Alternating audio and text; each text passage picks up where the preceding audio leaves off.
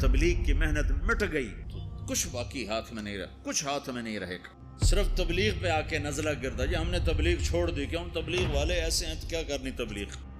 تبلیغ اسی نبی کا امر ہے جس نے ہمیں شریعت دی ہے، تو مجھے کرنا ہے۔ سارے تبلیغ والے برے ہوں مجھے کرنا ہے، سارے تبلیغ والے اچھے ہوں مجھے کرنا ہے، سارے مسلمان کوئی اچھے ہیں، اکثریت تو بروں کی ہے، تو ہم کلمہ بھی چھوڑ دیں، پھر اسلام بھی چھوڑ دیں کہ مسلمان بہت برے ہیں اسلام چھوڑ دو۔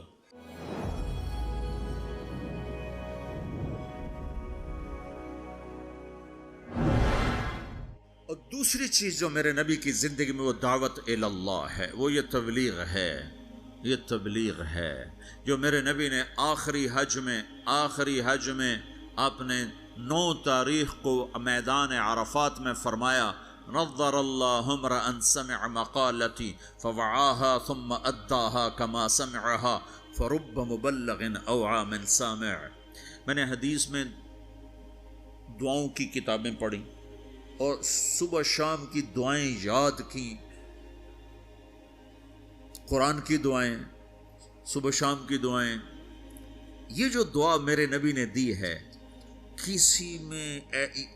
کسی کو یہ دعا نہیں دی جو اللہ نے یہاں تبلیغ کے کام کرنے والوں کو دعا دی۔ عجب لفظ ہے، نضر اللہ عمرا۔ پہلے میں تمہیں ترجمہ کر کے بتاتا ہوں۔ میرے نبی نے کہا، یا اللہ جو میرا پیغام لوگوں تک پہنچائے ہیں، تم سمجھتے ہو کہ تبلیغ صرف تبلیغی جماعت والوں کا کام ہے، جس کا چلہ لگا 3 چلے گا وہ تو تبلیغ کرے گا، ہم ڈالر کمائیں گے، اور تم سمجھتے ہو کہ تبلیغ صرف نیک لوگوں کا کام ہے، ہم تو گناہگار لوگ ہیں، ہم کیا تبلیغ کریں گے، اور جی ہمارا تو اپنا ہی عمل نہیں، ہم نے کیا تبلیغ کرنا۔ یہ ساری باتیں شیطان کا چلایا ہوا چکر ہے۔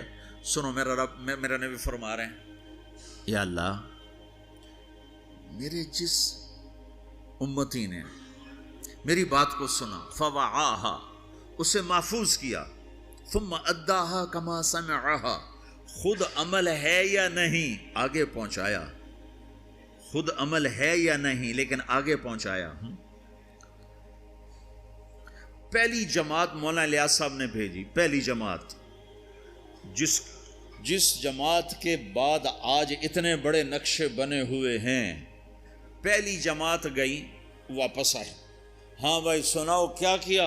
کہا جی حقو پیا، حقہ نہیں تو پنجاب ہندوستان میں بھی ہے، پاکستان میں، کہا جی حقو پیا، میں باتی تھا نا، حقو پیا، گنجی کھائی، گنجی وہ میٹھے چاول کو کہتے ہیں، گنجی کھائی، مہری کھائی، مہری وہ جو بناتے ہیں، لسی میں جو بناتے ہیں، تو ان کی تعظیم، اور سوئے اور آ گئے، کہ شاباش انقلاب آ گیا، بہت بڑا کام کیا، بہت بڑا کام کیا۔ تو تم بھی اب پاناما میں اس پہلی جماعت کی طرح ہو کہ تم نوجوان اکثر ہو چکے ہیں، بوڑھے تھوڑے ہو چکے ہیں، نئی نسل پروان چڑھ چکی ہے، اب تمہیں تبلیغ کا کام کرنا ہے، تم جاؤ، کھا کے آ جاؤ، سو کے آ جاؤ، پی کے آ جاؤ، جو مرضی کر کے آ جاؤ، بیچ سے گزر کے آ جاؤ، لیکن تم نے بہت بڑا کام کیا کہ تمہارے قدم اللہ کی نسبت سے اٹھے ہیں، یہ ضرور رنگ لائیں گے۔ تو میرے تو ذمہ ہے، اگر بت ہیں جماعت کی آستینوں میں، مجھے ہے حکم اذان لا الہ الا اللہ۔ مجھے تو صدا لگا، تم لوگ پھیری نہیں لگاتے ہو، سودا بیچتے ہو کہ نہیں بیچتے ہو؟ ارے بکتا ہے کہ نہیں بکتا؟ پھیری لگانے سے سودا بکتا ہے۔ تم لا الہ الا اللہ کی پھیری لگاؤ، تمہیں بڑے خریدار ملیں گے۔ تم نے پھیری لگانا ہی چھوڑ دیا ہے، صرف ڈالر بنانے کے چکر میں پڑ گئے ہو۔ یہ ہمارا کام ہے، یہ ہماری ذمہ داری ہے، تبلیغی جماعت نہیں۔ محمد مصطفیٰ صلی اللہ علیہ وسلم میدان عرفات میں کہہ رہے ہیں، نضر اللہ امرأ سمع مقالتی فوعاها ثم اداها كما سمعها فرب مبلغ اوعى من سامع۔ میں نضر بعد میں بتاؤں گا۔ یا اللہ جو میرا امتی، جو تیرا بندہ میرا پیغام سنے، پھر اسے محفوظ کرے، پھر آگے پہنچا دے، عمل کرے یا نہ کرے، اس میں ہے ہی نہیں۔ ایک اور حدیث سا سناتا ہوں، من یاخذ عنی هؤلاء الکلمات فیعمل بہن او یعلم من یعمل بہن، یہ صحاح ستہ کی روایت ہے۔ آپ نے کہا کوئی ہے مجھ سے کچھ باتیں لے لے یا خود عمل کر لے، نہیں کر سکتا تو کسی عمل کرنے والے کو بتا دے۔ تو اگر عمل کرنا شرط ہوتا تبلیغ کے لیے تو میرا نبی یہ تو نہ کہتا۔ تو ابو ہریرہ کہنے لگے یا رسول اللہ میں تیار ہوں، مجھے بتائیں۔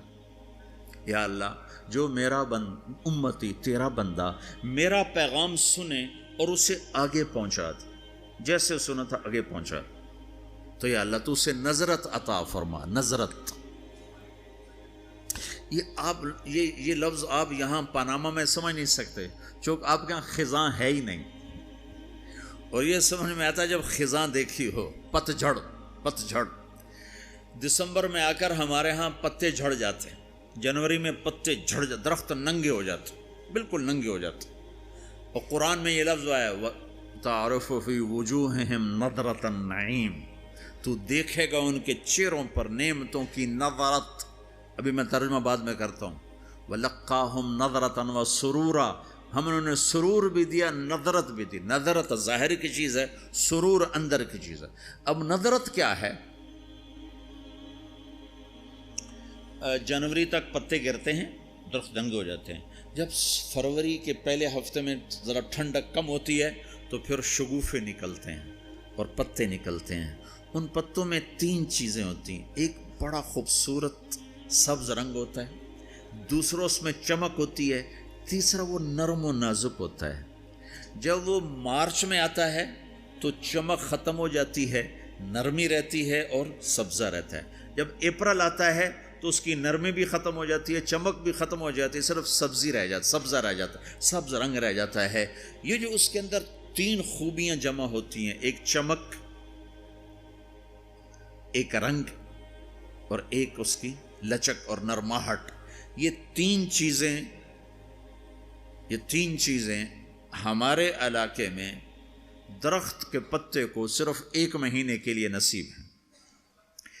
اس کو کہتے ہیں بہار۔ دنیا میں ناممکن ہے ایسی بہار مستقل قائم رہے۔ اپریل میں جاتے ہی بس اس کا ایک روپ رہ جائے گا سبز، باقی 2 روپ ہوا لے جائے گی، تپش لے جائے گی۔ یہ دنیا میں نہیں ہو سکتا۔ تو میرا نبی کہتا ہے یا اللہ، جو میرا امتی، جو تیرا بندہ میرا یہ پیغام لے کے لوگوں تک پہنچے، اسے تو ایسی بہار دے جس میں خزاں نہ ہو، اسے تو ایسا خوبصورت کر دے جس کے پیچھے بدصورتی نہ ہو، اسے ایسی خوبصورت زندگی دے جس کے پیچھے بدصورتی نہ ہو، اس کے اندر کو خوبصورت کر دے، باہر کو خوبصورت کر دے، خوشحال کر دے، آباد کر دے، نہال کر دے، آباد کر دے، دنیا میں بھی خوبصورت بنا دے، آخرت میں بھی خوبصورت بنا دے۔ نظر اللہ، آگے مفعول فی ذکر نہیں کہ کہاں یہ بہار ہو، تو دنیا میں بھی آخرت میں بھی، دنیا میں بھی آخرت میں بھی۔ کہ یہ دعا کسی کو نہیں دی سوائے تبلیغ والوں، جو بھی تبلیغ کرے، میں کروں آپ کرو، جو کرے، یا اللہ جو میرا یہ کام کرے اس کی زندگی میں خزاں نہ آئے، اس کی زندگی میں بہار۔ کون سی بہار؟ وہ 3 صفت والی بہار کہ چمک بھی ہو، رونق بھی ہو، حسن بھی ہو، جمال بھی ہو، کمال بھی ہو، اور زوال سے پاک کر دے۔ یہ دعا ہے جو تبلیغ کا کام کرے گا، اور ذمہ داری ہے۔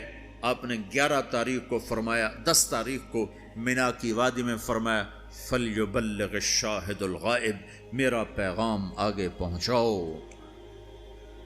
تو اب جب ہم نے پہنچانا ہے تو ہم نے تو کرنا ہے، عمل ہے یا نہیں، کرنا تو ہے، اچھا عمل ہے یا برا عمل ہے، کرنا ہے۔ پھر دوسری بات یہ ہے، پتہ نہیں کس کی تو فعل اللہ تعالیٰ ہماری بھی بخشش کر دے۔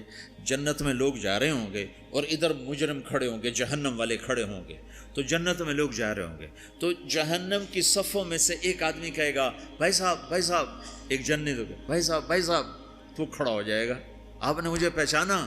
کہے گا نہیں۔ کہا میں نے دنیا میں آپ کو وضو کی ضرورت تھی تو میں نے آپ کو وضو کا پانی دیا تھا، یا یوں آتا ہے میں نے آپ کو پیاس تھی، میں نے آپ کو پانی پلایا تھا، یاد آیا؟ کہا ہاں یاد آیا۔ کہا دیکھو میری جہنم کا فیصلہ ہو گیا ہے، میری سفارش تو کر دو۔ تو وہ کہے گا یا اللہ یہ تیرے اس بندے نے میرے اوپر ایک احسان کیا ہے، مجھے یاد دلایا ہے، میرا جی نہیں چاہ رہا کہ میں اس کے بغیر جنت میں جاؤں، اللہ اس سے بھی میرے ساتھ کر دے، تو اللہ فرمائے گا چل تو لے جا، تیرے پیچھے اس کو بھی کر دیتا ہوں، ٹھیک ہے۔ میری ساری تبلیغ مردود ہوگی، شہرت لے گئی، واہ لے گئی، ممبر پہ بیٹھنے والا یہ نہیں کہہ سکتا کہ میں اللہ کے لیے کہہ رہا ہوں۔ میں تمہارے بارے میں قسم کھا سکتا ہوں کہ تم سب اللہ کو راضی کرنے کے لیے آئے بیٹھے ہو، میں اپنے بارے میں نہیں کہہ سکتا کہ میں اللہ کے لیے تم سے بات کر رہا ہوں۔ میں موت پہ مجھے پتہ چلے گا کہ یہ مردود تھا یا مقبول ہے، یہ شہرت کا افسانہ تھا یا دین کی محنت تھی، یہ موت پہ پتہ چلے گا، اس سے پہلے مجھے کچھ پتہ نہیں۔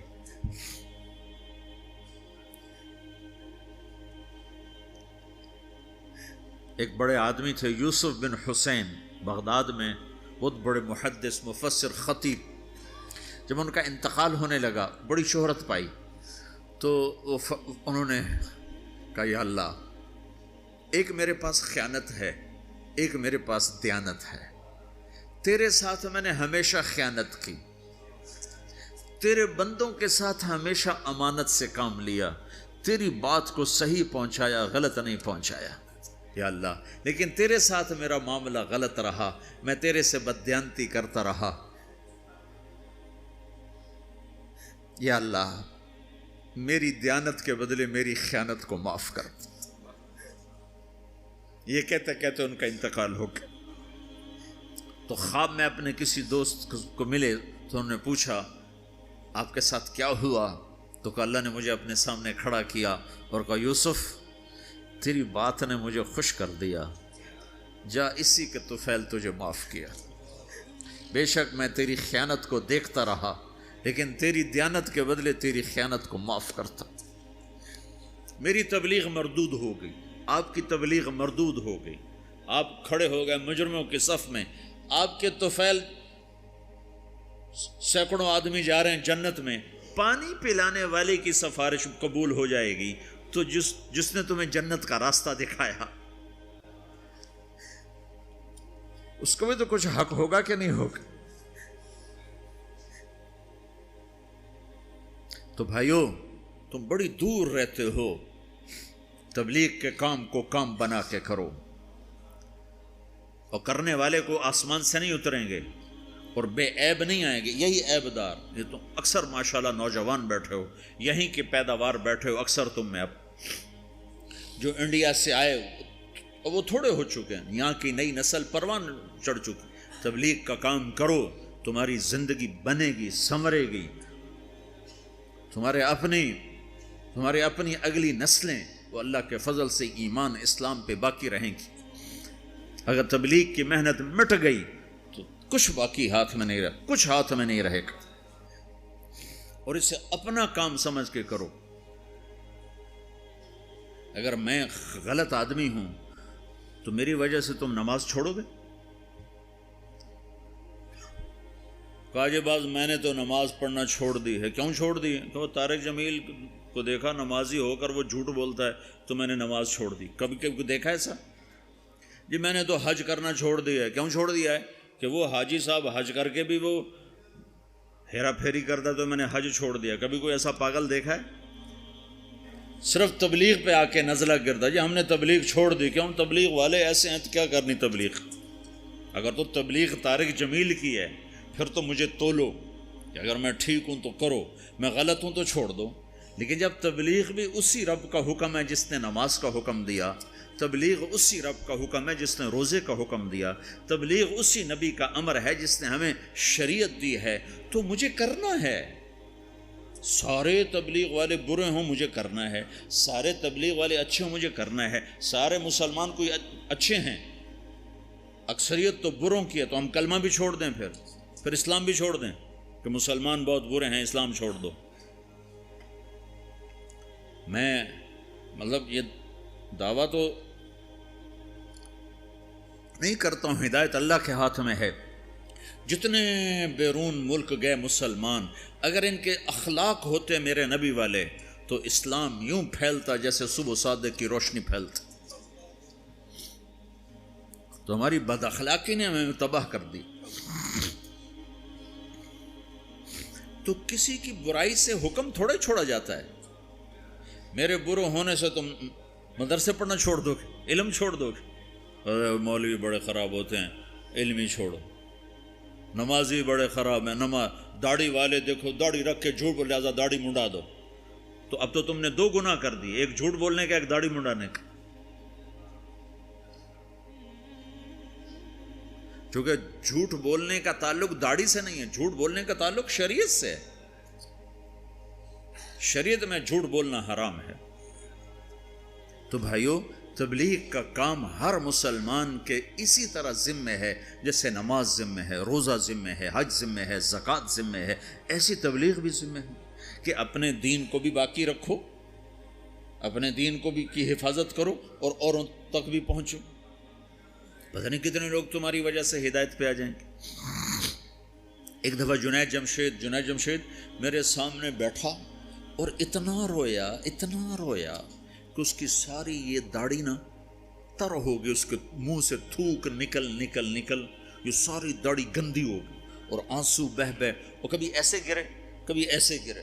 میرے سامنے بیٹھا, کبھی یوں گرے اور کہے مولوی صاحب میں تیرا احسان نہیں اتار سکتا, تمہیں نہیں خبر تم نے مجھے کہاں سے نکالا. میں تیرا احسان نہیں اتار سکتا, میں تیرا احسان نہیں اتار سکتا, تمہیں نہیں خبر تم نے مجھے کہاں سے نکالا.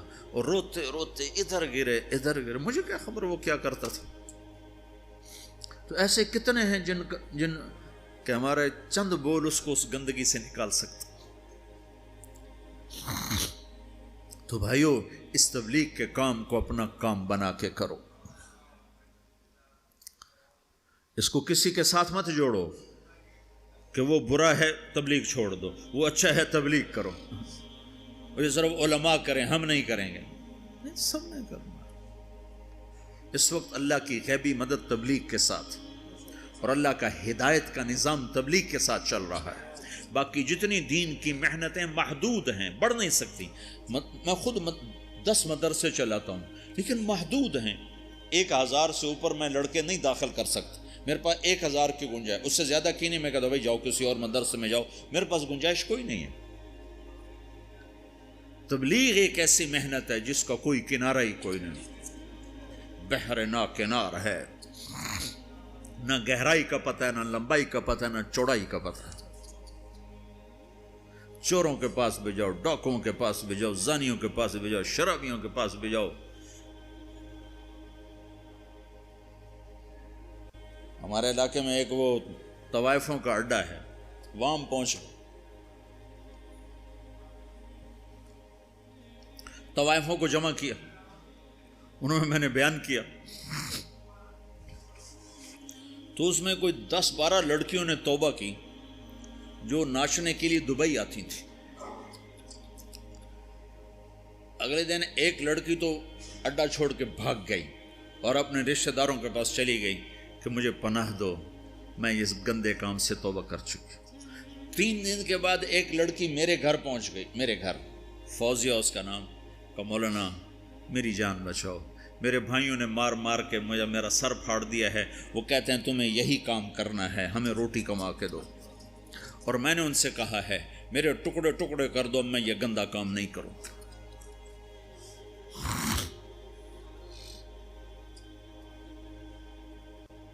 ہم نے تو ہر ایک کے پاس جانا,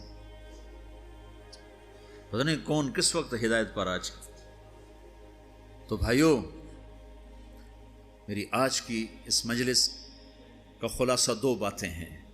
ایک یہ کہ دین اپنے اندر لاؤ, دوسری ہے دین کو لوگوں تک پہنچاؤ. اور دین کی بنیاد ہے اللہ سے تعلق, اللہ کے حبیب کی شریعت, اور آپ کی شریعت میں 2 چیزیں ہیں, ایک عبادت, ایک اخلاق. اس سے آپ کی زندگی مکمل ہوگی, آپ ایک خوشبودار ہوگے. اس کو لے کر پھرو. تو نیت کرتے ہو سارے بھائی؟ 4 مہینے, جن کے 4 مہینے نہیں لگے وہ آج نیت کر لو 4 مہینے لگانے کی, ٹھیک ہے نا؟ جب تمہیں اللہ اس کی توفیق دے 4 مہینے کی, سارے بھائی نیت کر لو. کرتے ہو نا بھائی سارے بھائی؟